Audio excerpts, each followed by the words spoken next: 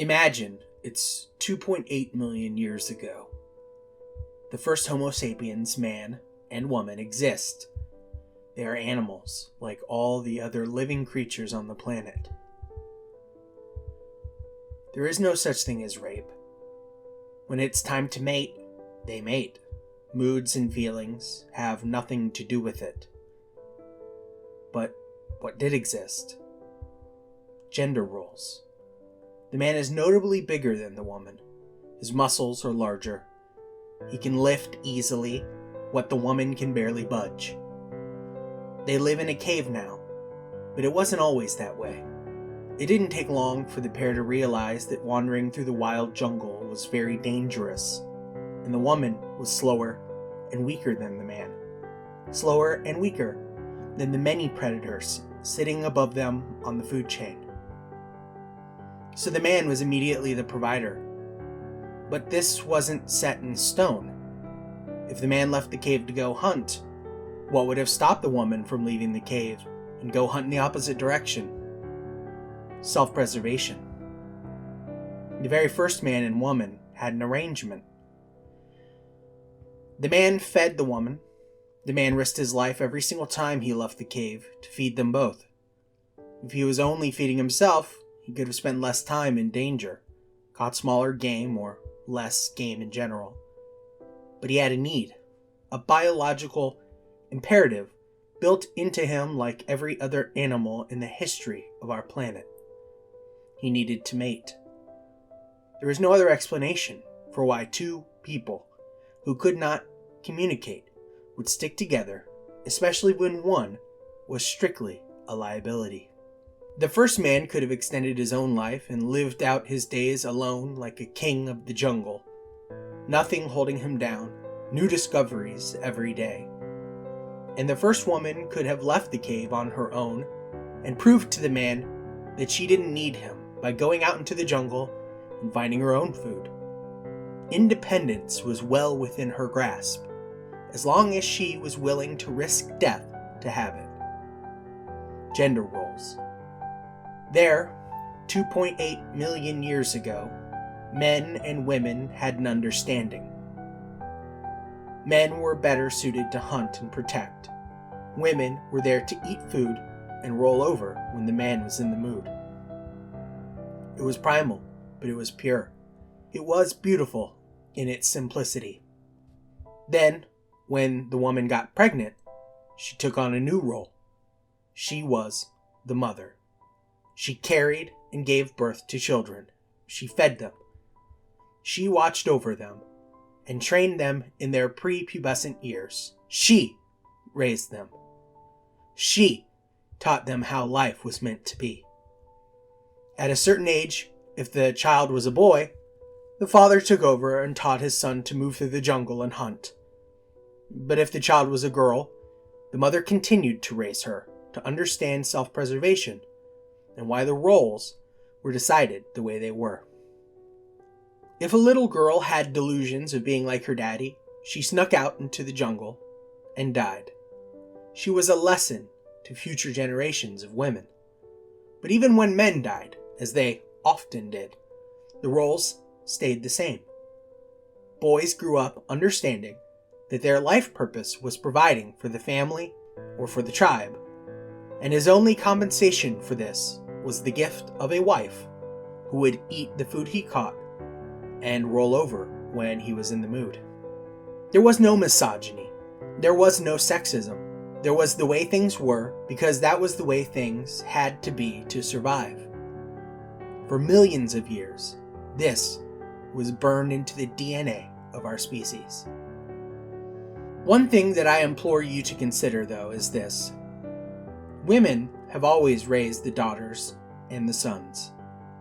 Children have always been what their mothers told them to be. Necessity instituted the first rules of life, but mothers took over after that. Women had always been revered. Unnecessary for individual survival, they were still desperately protected throughout the ages because mothers raised their children to honor this pact of the way things were. They had to because they could not fend for themselves. Some would argue that these times instituted the first patriarchy because men seemed to be the superior gender. But I say it was the opposite. Mothers directed the future because they held the minds of the children. This is where the matriarchy was born. Wolf, you're insane. What evidence, aside from reason and logic, is there to prove such an absurd idea, you may ask? Firstly, reason and logic are needed for any idea to be accepted. The idea of the patriarchy, for example, is based on backwards reason and logic, but reason and logic nonetheless. Secondly, well, I'll tell you. Why I believe we live under a matriarchy, by Equalist Wolf I. Queens. By the time our ancestors became civilized and formed tribes and later kingdoms, men had millennia to assume complete control of everything.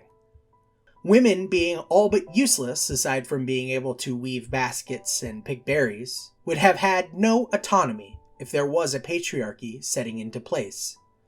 And aside, obviously in parts of the world this did happen, as women in the Muslim world are often treated as slaves and are considered to have very little autonomy. Clearly they do and have always lived under a patriarchy. But this wasn't the case in the budding Western world. Women were valued so much that when a woman married a ruler, her voice was elevated over that of all men outside of her husband. If men were in control of the course of history in civilized society, why would they ever allow a woman's voice to matter more than any man? In fact, when money and wealth became a thing, women married to wealthy and powerful men of all kinds, not just rulers, were elevated over men without wealth and power. How did this possibly benefit men? It didn't. What's more, it became the practice that kings without sons who died would even pass rulership of the kingdom onto a woman. Look at the queen rulers throughout history. What about a woman ruling a kingdom could possibly imply that a patriarchy ever existed? And yet you may say most women were still treated abhorrently, and the lowliest man still held importance over the lowliest woman. Well, this is true. But in a world before electricity and cars and phones and all the amazing technologies that came to be over the centuries, what value did women have? When a kingdom declared war, did women march to their deaths on the battlefield? Not even women who couldn't have children were enlisted to do this. Could women carry an axe into the woods and chop down a tree? Could a woman lift large bales of hay up into a wagon? And yet, again, women still had a place in society, and wives of powerful men had a very high place. If there was a patriarchy, no woman would have eaten at the same table as a man. Why would they? They had nothing in common. But sons were raised by mothers. The matriarchy put women in positions of power in a world where they were all but powerless. Marriage. Why do you think marriage came to be? What reason would men have ever possibly had to create something that would only hinder them? If there was a patriarchy, a man would have simply claimed a woman as his and branded her the way you'd brand cattle.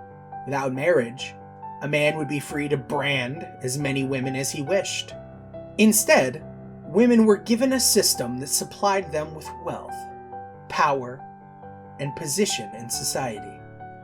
One man could not keep 100 women safe on his own, but if you made it so there were limits to how many women a man could have, then the safety of women was assured, and women would not have to share. The matriarchy ensured that women would be protected and sheltered and would never have to share their home with women they didn't like. The women's rights movement. If men had absolute power, why did they freely give it away? Let me explain what the women's rights movement was. We reached a point in history where technology had come so far that women no longer needed men as protectors. Towns and cities were mostly free of wild predators. Cars were safe compared to horses, which often bucked off their riders. Huge steel ships made sea travel safe compared to old wooden vessels that went down if they happened to cross a storm. The world had finally become a safe place, and women recognized that they no longer needed to allow men to believe they had the power. Women had always wanted to be more and do more, but the world was too dangerous. Now, they could stand up and lead any life they wished. So they did. They exercised their power, which they had always utilized behind the scenes, guiding our species in their chosen direction. Obviously, men were oblivious to how much power women had because many put up a fight. But in the end, the matriarchy prevailed. Women got what they wanted. It was a slow process, but it took less than 100 years. After 2.8 million years of things being one way, I'd say pulling off equality in 60 or so years was quite the feat. Certainly could not have happened if men were in control. Finally, we come to the piece de resistance. Once women achieved equality, and there were no laws in place restricting women in any way, they pushed further. Women got laws instituted, stealing the money of men that they divorced, taking men's children from them. And then, because that wasn't enough, they created the patriarchy. Yes, the patriarchy that had been there all along.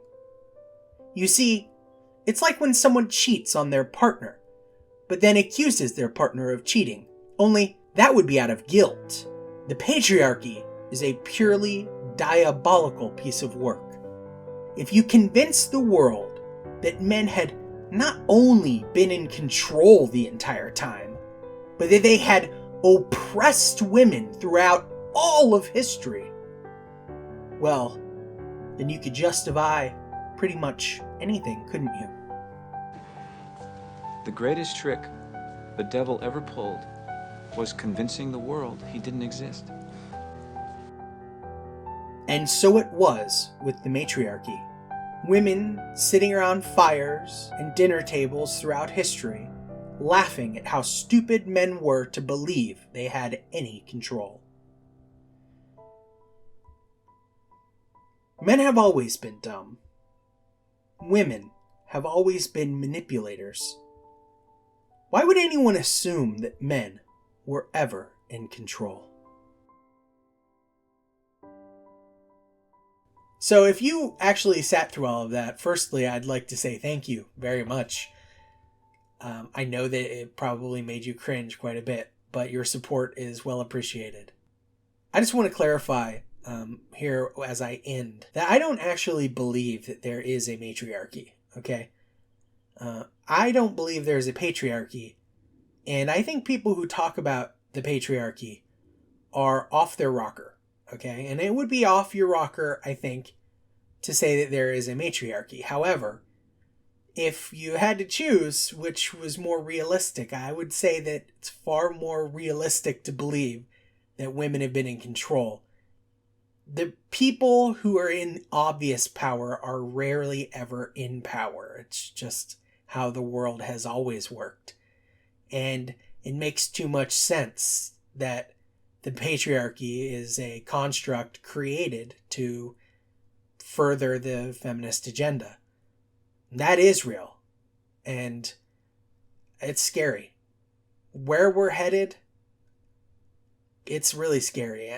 I hear some of the YouTubers and anti-feminists like Milo Yiannopoulos say that we're winning, that anti-feminists are winning, that feminism is losing. I absolutely do not agree with that. Feminists are, not just feminists, the entire liberal agenda has made far more gains in the last 20, 30 years than anything else. And it's not going to stop. It's going to keep happening. There aren't enough people who are witnessing it, who are recognizing that it's taking place to stop it. So get the word out. You know, seriously, tell people who you know don't get on the internet that much what's happening. Help them understand before it's too late. Thanks for watching. I would really appreciate any likes, or if you want to subscribe, that would be amazing. But I haven't to this point said that, and I don't really want that to be my thing. But thank you for your support, and as always, I'll holler at you later.